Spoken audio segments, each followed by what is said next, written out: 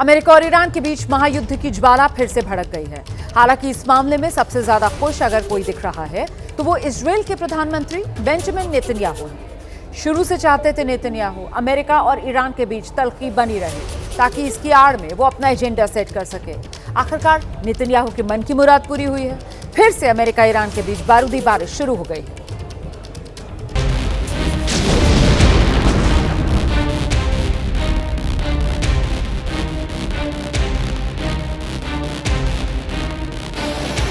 America और Iran के बीच जंग के शोले भड़क चुके हैं। एक बार फिर से कई सारे सैनिकों और आम लोगों की जान दांव पर है। लेकिन इस खूनी युद्ध ने इजरायल के प्रधानमंत्री बेंजामिन नेतन्याहू को खुश होने का मौका दे दिया है, ठहाके लगाने का मौका दे दिया है, क्योंकि बेंजामिन नेतन्याहू ही वो शख्स है जो नहीं चाहते थे कि अमेरिका और ईरान के बीच समझौता हो, मिडिल ईस्ट में शांति आए। खुश तो बहुत होंगे नेतन्याहू।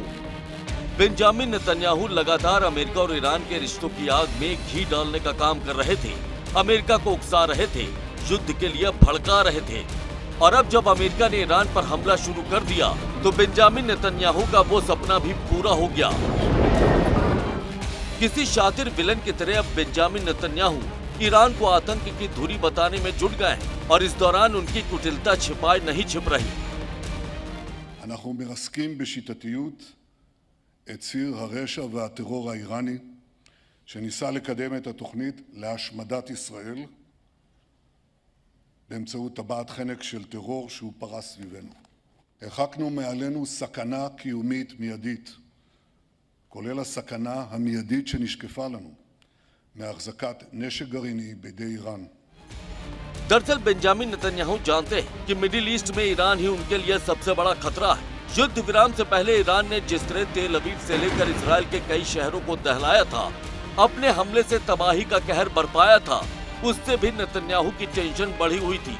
जिसके बाद अमेरिकी राष्ट्रपति डोनाल्ड ट्रंप की फटकार के बाद भी वो लगातार ट्रंप को भड़काते रहे, युद्ध के लिए उकसाते रहे। वहीं अब आपको ये भी बताते हैं कि अमेरिका ईरान के बीच शुरू हुए हमले के नए दौर को लेकर नेतन्याहू इतने खुश क्यों हैं? दरअसल नेतन्याहू ईरान के परमाणु ठिकाने तबाह करना चाहते हैं, ईरान के सैन्य ठिकाने बर्बाद करना चाहते हैं, ईरान के प्रॉक्सी नेटवर्क को खत्म करना चाहते हैं, लेबनान में हिजबुल्लाह पर नकेल कसना चाहते हैं, यमन में हूती विद्रोहियों को खत्म करना चाहते हैं, ग्रेटर इजराइल के सपने को पूरा करना चाहते हैं। अमेरिका और ईरान की बढ़ती तल्खी से खुश होने वाले नेतन्याहू को लेकर ये वो आम दावे हैं जो इंटरनेशनल मीडिया भी करती आई। हालांकि इसके पीछे असल वजह खुद नेतन्याहू का सियासी फायदा है। युद्ध से पहले नेतन्याहू बेहद परेशान थे, घरेलू राजनीति में बुरी तरह से घिरे हुए थे। ईरान से हुए युद्ध से उनकी लोकप्रियता में इजाफा हुआ। वो खुद को ऐसे नेता के तौर पर पेश कर रहे हैं जिसने इजरायल को हमेशा के लिए सुरक्षित कर दिया। साफ है कि बेंजामिन नेतन्याहू के लिए अमेरिका और ईरान का तनाव सिर्फ इजरायल के लिए नहीं बल्कि खुद के वजूद के लिए भी बेहद जरूरी था, क्योंकि लंबे वक्त से बेंजामिन नेतन्याहू का ये आरोप झेल रहे हैं और अपने ही घर में उनका विरोध बड़े पैमाने पर हो रहा था। हालांकि अब अमेरिका और ईरान युद्ध से उन्हें संजीवनी मिलती जरूर दिख रही है। अब अमेरिका और ईरान के बीच बढ़े हुए तनाव का आज 5वां दिन है। दोनों ओर से हमलों का शोर और बारूदी जोर जारी है। वहीं अब खबर सामने आ रही है, जल्द ही इजरायल भी ईरान के खिलाफ होने वाले हमलों में शामिल हो सकता है और तेल अवीव इसकी तैयारी में जुटा है।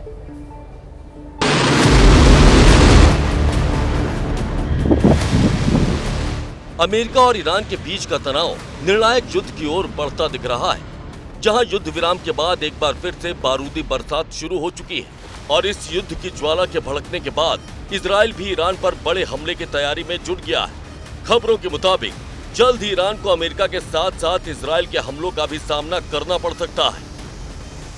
इजरायल की बड़ी तैयारी। अमेरिका को ईरान के खिलाफ भड़काने वाले इजरायल ने इस मौके का पूरा फायदा उठाने का मन बना लिया है। इजरायल के रक्षा मंत्री कार्ट्स ने बयान जारी किया है जिसमें दावा किया है कि जल्द ही इजरायल ईरान पर हमले के नए दौर की शुरुआत करने जा रहा है। हम ईरान पर बड़े हमले की तैयारी कर रहे हैं, हम बिना अमेरिका के सहयोग के तेहरान पर हमला करेंगे। दूसरी ओर इजरायल के मीडिया ने भी बड़ा दावा किया। इजरायल के एक न्यूज चैनल की माने तो ईरान ने ट्रंप को लेकर साजिश रची थी। तुर्की दौरे पर ट्रंप को जान से मारने का प्लान था। विदेशी खुफिया एजेंसियों ने इसका पता लगाया अमेरिका के अधिकारियों को आगाह किया। वॉशिंगटन वापसी के लिए ट्रंप का प्लेन बदला गया। जो जानकारी सामने आई उसके मुताबिक इजराइल की खुफिया एजेंसियों ने ही अमेरिकी राष्ट्रपति डोनाल्ड ट्रंप की जान को खतरा बताया था और इसे लेकर वॉशिंगटन को सतर्क रहने को कहा था। खुद प्रधानमंत्री बेंजामिन नेतन्याहू ने इसे लेकर डोनाल्ड ट्रंप से फोन पर बात की थी, जिसके बाद ट्रंप ने भी ईरान को कड़ी चेतावनी जारी की थी। ट्रंप लगातार सोशल मीडिया पर अमेरिका के हथियारों की फोटो पोस्ट कर रहे हैं, ईरान को खामियाजा भुगतने की धमकी दे रहे हैं। तो ईरान ने भी तय कर रखा है कि वो अपने वजूद के लिए आखिरी सांस तक लड़ेगा। वहीं इस मौके का फायदा उठाकर इजराइल भी अपना उल्लू सीधा करना चाहता है, जो अब ईरान पर बिना अमेरिकी सहयोग के बड़े हमले का प्लान बना रहा है। तो देखिए, लगातार 5वें दिन अमेरिका ने ईरान के अलग अलग ठिकानों पर जोरदार हमले किए हैं। ईरान ने भी पलटवार किया है।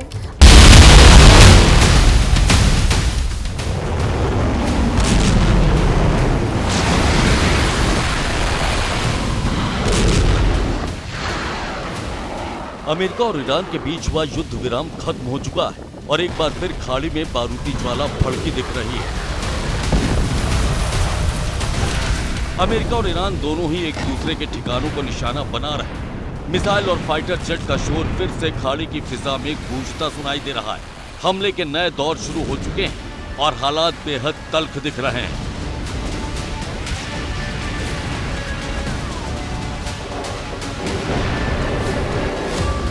अमेरिका का ईरान पर हमला। अमेरिकी राष्ट्रपति डोनाल्ड ट्रंप के हमले की चेतावनी के बाद एक बार फिर से अमेरिका ने ईरान के कई ठिकानों पर बमबारी की। पिछले 24 घंटे में ईरान के करीब 10 ठिकानों को अमेरिकी फाइटर जेट्स और ड्रोन से निशाना बनाया गया, जिससे बड़े पैमाने पर तबाही मची दिखाई दी। जानकारी के मुताबिक बंदर अब्बास, चाबार, जास्क और केशम आइलैंड पर अमेरिका ने ताजे हमले किए। बुशर के तटीय इलाके को भी निशाना बनाया गया। असालुयेद, बीड, दश्ती और तंगिस्तान पर एयर स्ट्राइक की गई। वहीं ये भी जानकारी सामने आई है कि अमेरिका के हमले में बुशर में मौजूद परमाणु रिएक्टर के बाहरी सुरक्षा घेरे को भी मामूली नुकसान पहुंचा है। ईरान का बारूदी पलटवार। एक तरफ अमेरिका ने ईरान के करीब 140 ठिकानों को हमला कर दहलाया, तो दूसरी ओर ईरान ने भी अपनी मिसाइलों का मुंह अमेरिकी बेस की ओर मोड़ दिया। खाड़ी देशों में मौजूद अमेरिका के सैन्य बेस पर जबरदस्त तरीके से हमला किया, जिसकी वजह से अफरा तफरी मच गई। ईरान ने अमेरिका को कड़े शब्दों में चेतावनी दी है कि अगर वो हमले जारी रखेगा तो ईरान उसे मुंहतोड़ जवाब देने के लिए तैयार है। ईरान ने कुवैत, कतर, जॉर्डन और ओमान में मौजूद अमेरिकी सैन्य बेसों को निशाना बनाया है। बहरीन और यूएई में भी ड्रोन से हमला किया। साथ ही स्ट्रेट ऑफ होर्मुज को लेकर भी ईरान ने अपना रुख साफ किया है। ईरान के सुप्रीम लीडर के सलाहकार मोहसिन रजाई ने साफ किया है कि होर्मुज स्ट्रेट ईरान का रणनीतिक हथियार है, ईरान की सुरक्षा के लिए बेहद अहम है।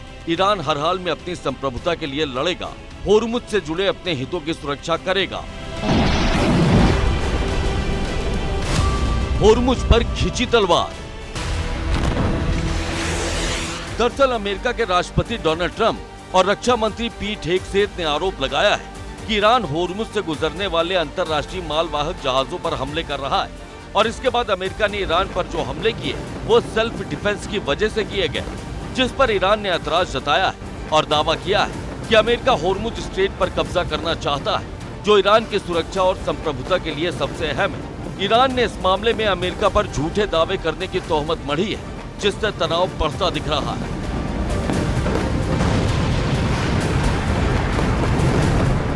वहीं इस तनाव से होर्मुज स्ट्रेट फिर बंद हो चुका है, जिससे तेल गैस की सप्लाई फिर से बाधित हो गई है और दुनिया की टेंशन में इजाफा हो गया है।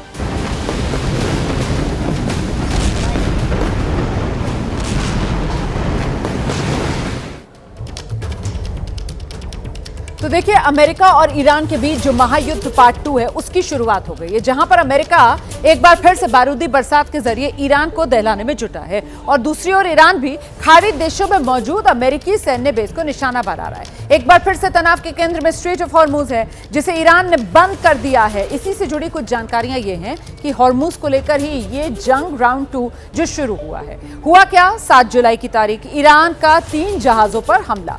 अमेरिका का इसको लेकर पलटवार जवाब दिया अमेरिका ने 80 ठिकानों पर अटैक करके ईरान में। फिर अगले दिन 8 जुलाई को ट्रंप का संघर्ष विराम को लेकर बड़ा ऐलान सामने आता है। 90 ईरानी ठिकानों पर हमले की बात सामने आती है। कतर और बहरीन पर ईरान हमले करके पलटवार कर देता है। इसके बाद अगली तारीख आती है 9 जुलाई की। अमेरिका और ईरान में तनाव और बढ़ता है, दोनों ओर से हमले और तेज किए जाते हैं। उसके बाद 12 जुलाई कमर्शियल शिप पर ईरानी हमले, ईरानी ठिकानों पर अमेरिकी अटैक और ईरान का भी जवाबी हमला। तो अभी तक इसी तरीके से ये तनाव दोनों के बीच बढ़ता हुआ नजर आ रहा है। और इस बीच सवाल ये उठता है कि आखिरकार ईरान जो है वो बार बार स्ट्रेट ऑफ हॉर्मुज पर जहाजों को निशाना क्यों बना रहा है, वो मैं आपको समझाती हूँ। जरा यहाँ बड़ी स्क्रीन पर नक्शा लेकर आइए। ये नक्शा आप देख रहे हैं, ये है वो स्ट्रेट ऑफ हॉर्मुज और यहाँ पर ईरान का बनाया रास्ता जो है वो ये है। लाल पट्टी जो आप देख रहे हैं, ईरान चाह रहा है कि जो जहाज हैं वो इसी लाल पट्टी वाला जो रास्ता स्ट्रेट ऑफ हॉर्मुज में यहां से गुजरे, यहां से आवाजाही हो। लेकिन हो क्या रहा है, हो ये रहा था कि ओमान की तरफ से एक रास्ता बनाया गया, ये जो सफेद पट्टी आप देख रहे हैं, और यहां से जहाजों के आने जाने का रास्ता बनाकर यहां से जहाजों को गुजारा गया। अमेरिका की तरफ से ये कोशिश की गई। अब जंग से पहले का रूट ये था, जाने का रास्ता अलग था, आने का रास्ता अलग था। ये जो ग्रे लाइनें आप देख रहे हैं बीच में, ये पहले जंग से पहले 28 फरवरी से पहले ये स्थिति थी। लेकिन अब ईरान चाह रहा है कि इस रास्ते से जहाज गुजरे, और जबकि अमेरिका चाह रहा है कि इस रास्ते से जहाज गुजरे, और इसी को लेकर ये तनातनी की स्थिति बनी हुई है। ये ओमान की तरफ जो रास्ता बना है, यहां से जब तेल टैंकर जा रहे थे उसी वक्त ईरान की तरफ से उन पर हमला बोला गया था, जहां से ये तनातनी शुरू हुई। तो ये जो F-22 रैप्टर विमान है, इसकी कुछ खासियतें अब मैं आपको बताने जा रही हूँ। दरअसल इस विमान को ट्रंप का चमगादड़ ये नाम दिया गया है, क्योंकि हवा में जब आप इसको उड़ता हुआ देखेंगे तो उसी तरीके का आकार का, रंग का ये नजर आता है, जैसे कोई बड़ी सी चमगादड़ हो जो उड़ रही हो। संकट जब बढ़ा है तो अमेरिका ने अपनी इस ताकत को, F-22 रैप्टर को युद्ध के मैदान में उतार दिया है। दरअसल ये चुनौती बनता है ईरान की एयर डिफेंस के लिए। और क्यों बनता है चुनौती ईरान की एयर डिफेंस के लिए? क्योंकि ये सबसे सुरक्षित हवाई हथियार है जो अमेरिका के पास है, और ये गुप्त स्टेल्थ फाइटर के तौर पर दुनिया में अपनी पहचान रखता है। दुनिया का सबसे गुप्त स्टेल्थ फाइटर है। ये सिर्फ और सिर्फ अमेरिका के पास है, रडार की पकड़ में ये नहीं आता है। और अमेरिका ने अपने साथी इजराइल को भी ये जो रैप्टर विमान है वो नहीं दिया है, सिर्फ अमेरिका ने अपने पास इस विमान को रखा है। इजराइल को भी अमेरिका की तरफ से ये रैप्टर नहीं दिया गया है।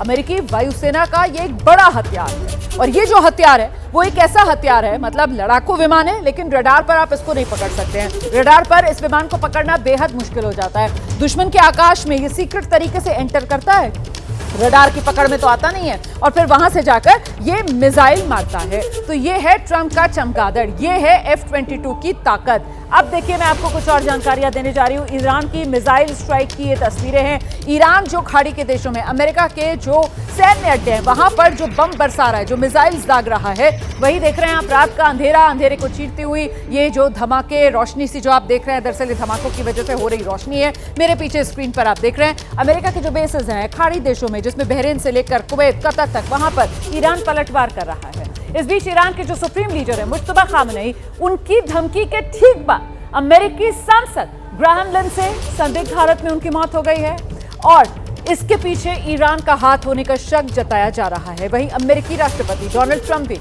उनकी मौत पर दुख जता रहे हैं।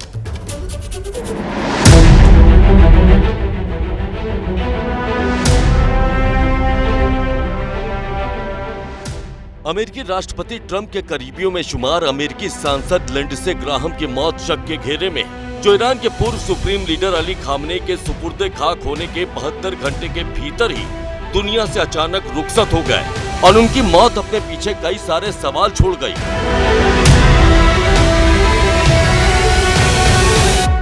लिंडसे ग्राहम ट्रंप के सबसे भरोसेमंद सांसदों में एक थे, जिन्हें खुद ट्रंप अपना हितैषी मानते थे। लिंडसे ग्राहम यूक्रेन की राजधानी कीव से वापस अमेरिका लौटे थे, जहां लौटते ही अचानक वो बीमार हुए और उनकी मौत हो गई। उनकी मौत की वजह क्या थी, ये अब तक साफ नहीं हुआ है, और यही वजह है कि इसके पीछे किसी साजिश की आशंका जताई जा रही है। ऐसा माना जाता है कि ईरान पर हमले के लिए ट्रंप को उकसाने वालों में लिंडसे ग्राहम भी शामिल थे। लिंडसे ग्राहम को इजराइल का भी करीबी माना जाता था, और यही वजह है कि ईरान में जब पूर्व सुप्रीम लीडर अली खामनेई का जनाजा उठ रहा था, तो उसपे वो पोस्टर भी लहराए जा रहे थे, जिसमें ईरान के कई दुश्मनों की तस्वीर थी, और लिंडसे ग्राहम की तस्वीर पर लाल स्याही से क्रॉस का निशान लगाया गया था। वहीं लिंडसे ग्राहम की मौत की खबर को ईरानी मीडिया ने जैसे पेश किया, वो भी शक बढ़ा रही है, क्योंकि एंकर ग्राहम की मौत की खबर को मुस्कुराकर बताती दिखी। अमेरिकी सांसद लिंडसे ग्राहम की अचानक हुई मौत से अमेरिकी राष्ट्रपति डोनाल्ड ट्रंप सदमे में हैं, जिन्होंने एक्स पर पोस्ट लिखा है कि लिंडसे ग्राहम मेरे लिए परिवार के सदस्य की तरह थे, वे एक सच्चे अमेरिकी देशभक्त थे। इजराइल के प्रधानमंत्री बेंजामिन नेतन्याहू ने भी लिंडसे ग्राहम की मौत पर दुख जताया है और सोशल मीडिया पर पोस्ट लिखा है, इजराइल ने अपने सबसे अच्छे दोस्तों में एक को खो दिया और मैंने एक प्रिय मित्र को खो दिया। लिंडसे ग्राहम की मौत को जहां ट्रंप और नेतन्याहू के लिए झटका माना जा रहा है, तो वहीं ईरान में इसे लेकर जश्न का माहौल है, क्योंकि कल ही सुप्रीम लीडर मुस्तफा खामनेई ने खून का बदला खून से लेने की बात कही थी। ईरान के हिट लिस्ट में कई नेताओं के होने का दावा किया था और इस बयान के 24 घंटे के भीतर ही अमेरिकी सांसद लिंडसे ग्राहम की संदिग्ध हालात में मौत हो गई।